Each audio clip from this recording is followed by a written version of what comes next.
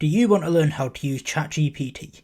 Well, in this video we're going to be providing a full tutorial on the free version of ChatGPT. We'll be discussing how to sign up to ChatGPT, where the different features are located, how to create a perfect prompt, how to use all the different features and much more. Before we dive in, don't forget to like and subscribe to the channel, and without further ado, let's get right into the video. To access ChatGPT, you will need to go to chatgpt.com and click sign up in the top right. From here, we have the option to sign in with Google, Microsoft or Apple. Once we've successfully signed into ChatGPT, you will be presented with the main prompt box in the middle where you will type out all your different prompts. On the right is a sidebar, which is where all your chat history will be saved, so you can come back to this in the future and carry on where you left off. At the top, if we click on ChatGPT, we will have the option to switch to ChatGPT Plus if we are paid for it. If we select temporary chat, much like a private browser, your chat history will not be saved on the right taskbar. So when we uncheck temporary chat, the page will be permanently deleted. If we click our profile in the top right, then click settings, from here we have the option to change between dark and light depending on your preferences. Now you know where everything is located, we can start talking about how to create the perfect prompt. When writing a prompt for ChatGPT,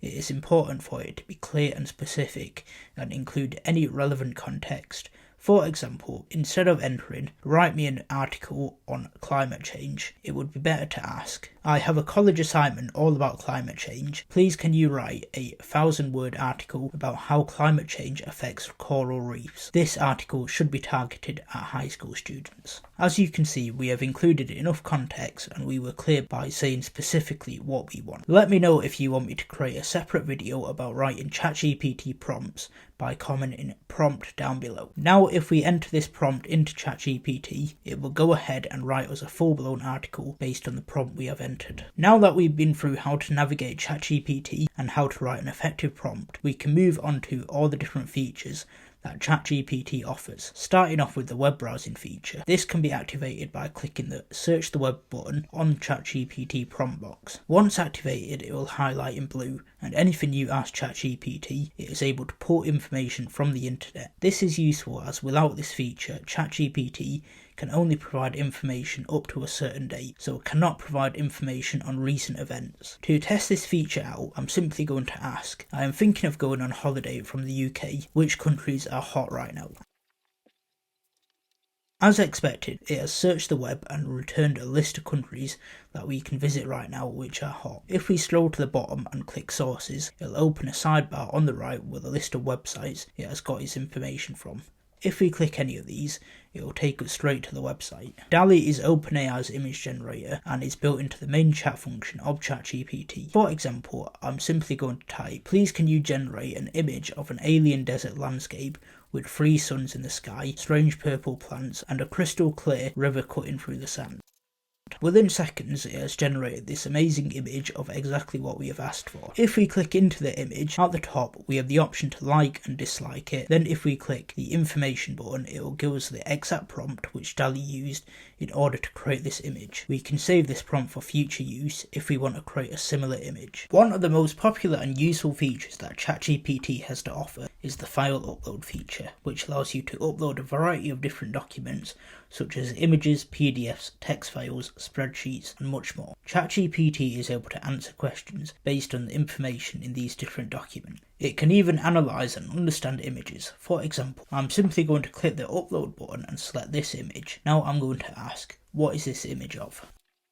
As you can see, it has successfully worked out that this is an image of a German Shepherd and has also provided a description saying that it has a long coat and a calm focused expression. Another example, I'm going to upload this image of a spreadsheet which contains information about the population of different cities. Then I'm going to ask, please can you extract the text of this image?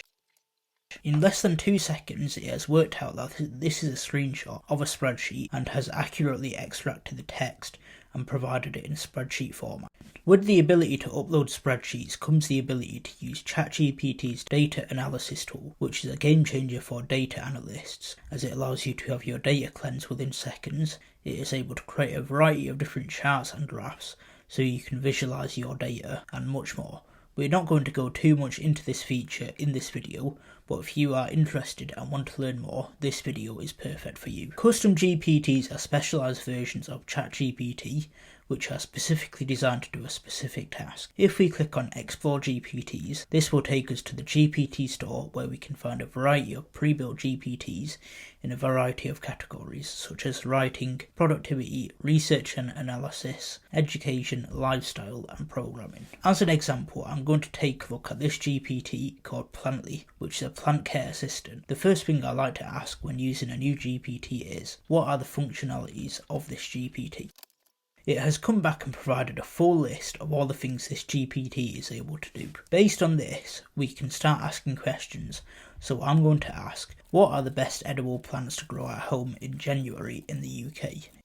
It has come back with a list of plants which we can potentially grow, just like the web browse feature. At the bottom is a sources button, which when clicked will provide a list of all websites which this GPT used to get its information from. That's all we have for this tutorial on ChatGPT. If there is any specific feature you would like me to make a video on, feel free to comment it down below. If you found this video helpful, don't forget to like and subscribe to the channel, and we'll see you in the next video.